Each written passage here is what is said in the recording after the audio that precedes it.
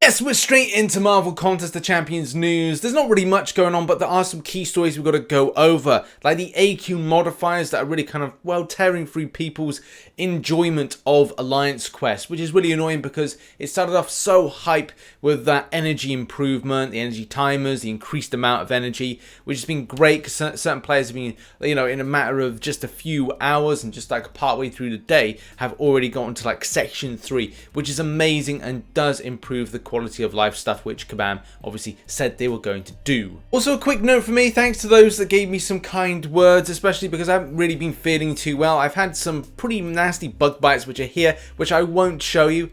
Shouldn't have done that. The fact is, my right side has been swelling up, and I've been getting this kind of burning sensation right down my right side of my torso, which hasn't been too pleasant. And as well, that's probably the reason I haven't been live streaming, as well as a cable issue last night.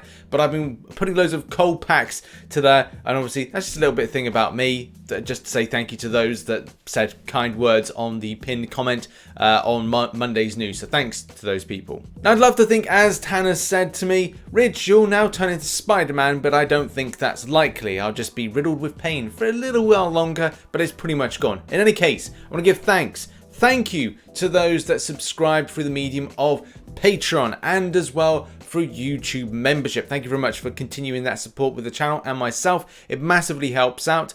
And as well, a massive thank you to my current Twitch subs and those that subscribe through Twitch Prime. And if you're an Amazon Prime account, you can convert it to a Twitch Prime account and give a free Twitch sub. It doesn't have to be to me, but it does really help out the channel if you can do so. Links of how to do that are in the description and on screen at the moment. Also, one final thing before we get into the news is that I've got a Labyrinth of Legends 100% crystal opening video that's coming out later on today. Go and check it out. It'll be out about in about, I don't know, 4 or 5 hours time. Look out for notifications. I will be pinging up Twitter and Discord. And yeah, it's a really fun video. You should go and check it out. In any case, let's get into the news, and our first story is all about a reminder. Now, many people come to me and say that Canadian difficulty, is this on a Thursday? I'm really unsure as to why people have been saying that it is on a Thursday, and why they feel the need to kind of say that to people. I don't know if it's because the time zone shift, in that when this would go live 10 AM PST time on a Wednesday, that it would be, say, Thursday when people would see it. I don't know. I think that's probably the reason as to why. Either way, it is Wednesday at 10 AM PST time. Do remember to convert that into your given time. Like in the UK, it's 6 PM. Obviously, in many other countries in various different places, it's going to be a different time frame altogether. And this is the week 3, and we're going to have week 4. I will be live streaming this when it goes live a bit later on today. And also hashtag villain and hashtag metal, which can be very effective, especially for different usage, whether or not you're looking to plan something of a counter with Blade, or when Kabam decide to put champions that have interactions with those that hashtag villains, or those that hashtag metal. I do probably think that Magneto and the buff, which we'll be seeing next month, should represent some element of just linking and doing more damage to hashtag metal, because at the moment it doesn't really do much to any champion that is hashtag metal. Either way, it's important to have this information, and link is in the description down below. Also, I've been led to believe that there has been a secret update on Android devices. This went live yesterday, but there was no reason or rhyme to why this was actually put in, and everyone was very, very curious as to why there was this micro update. Luckily, everybody was on the case with this, and obviously put plenty of screenshots about the change, showcasing obviously the change in the numbering. But Kabam Mike, or Kabam Mike, did indeed respond back, saying, "Hey all, this is an update for the game engine with no player-facing changes. It is being slowly rolled to all Android users." And obviously my hope is that this could be some sort of just background thing to make the game run better on Android. We'll have to see if there's anything in particular, but as one user points out here, just many problems, including thank you for a response, any chance of getting a fix for the annoying bug that came up with it. When hitting fight in a queue, there is a 6 to 8 second delay to start the fight, where the game just freezes. Now that's the thing, what this actually does from a point of effectiveness for the game will be yet to be seen, and obviously in some cases it looks like it's caused more issues for certain players. So yeah, good to see a little update. What it was meant to be is hard to say, and it looks like it's caused a little bit of an issue. Okay, now let's talk about Alliance Quest modifiers. Now, this is something that I've been gathering information of, and as well links to stuff, so that I could put this into today's edition to really talk about further and take into perspective many players' feelings on the matter of whether or not they're completely trollish, whether or not they're more of a little bit of a challenge increase. Do they feel that they're more of an optional thing rather than a forced thing? You know, loads of different factors as to why they may be or maybe not so trollish for the community. Now, we all know that the modifiers were meant to add more honor points, so therefore more honor points means more prizes. And yes, they're meant to challenge players, but the problem is some of them are really stinky, like really stinky. One example of the stinkiness was cascading failure. This one in particular was annoying for me because I was grinding out and found that it's that one where you degenerate for 50% of your health, or like a good chunk of your health, and then it comes back. Now, if you've overhit and say that timer is expiring on the heal block side of things, you will not get back that health. So that can be really painful if you, for whatever reason, have gone too aggressively. So the problem is, it means that those fights, instead of being very quick and finished fights, then have to take a little bit longer because you don't want to get heal blocked, especially in the scenario, as I said, that if you're degenerating health and then building it back up again, you want to be able to wait out as long as possible. In any case, I think players are just doing it massively for the rewards, and especially when you get up to the top milestones of here, like, you know, look at that. There's a huge chunk to be grabbed by there.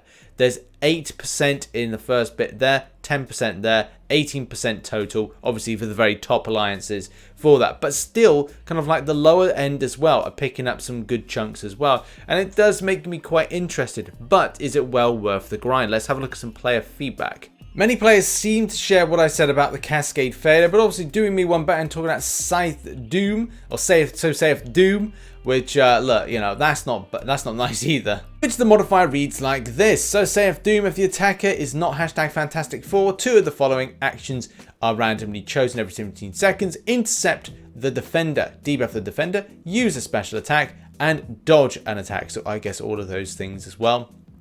Don't know what this is, just waffle. Blah, blah, blah, blah, blah, blah. Crossfight, which I don't know if is a nod to Reed Richards in any kind of way. But failure to perform the actions in time will debuff the attacker for the next 3 fights. Next 3 fights. So you get a crossfight The debuffs are inflicted in the order of heal block, armor break, weakness, fatigue, and concussion. Pfft, man, come on.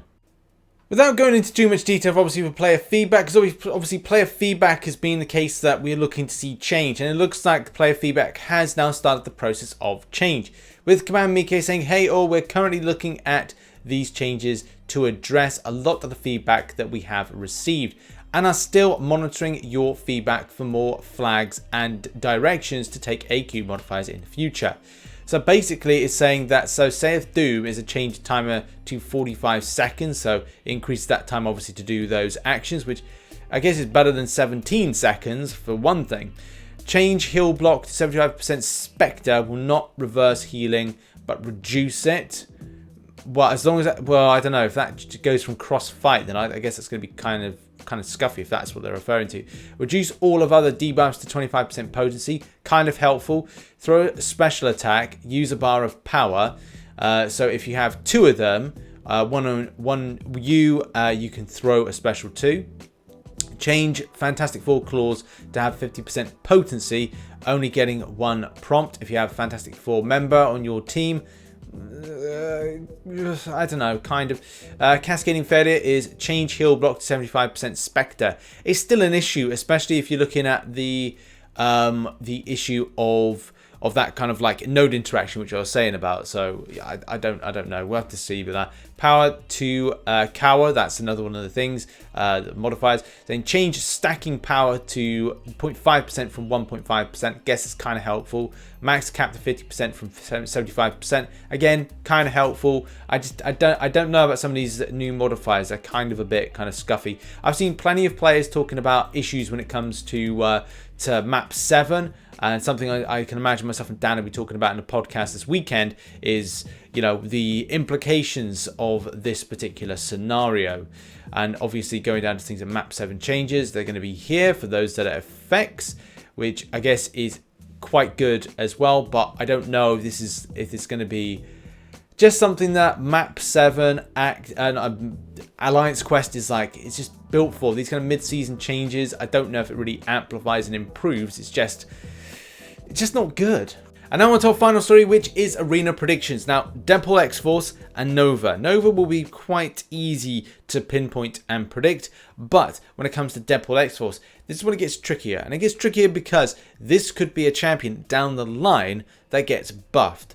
And let's face it, more ridiculous things have happened. Who would think that both Magnetos were going to be buffed? Falcon Gambit and Punisher 2099 would be on the kind of the platform to get buffed. Like, who would believe it?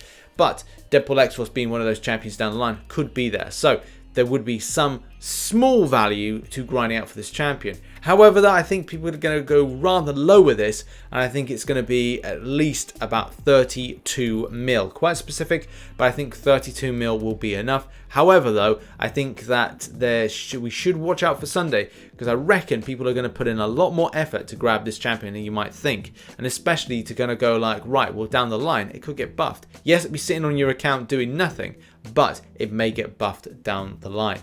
Nova, on the other hand, I think that's going to go for about 2 mil flat. I'm not going to say that there's huge popularity for that champion, but it's still a collector's item, so to speak. And I forgot to say the 4-star version of this, yeah, I mean, that's going to go like 6 mil. It could even go less than 6 mil, 5.8 mil.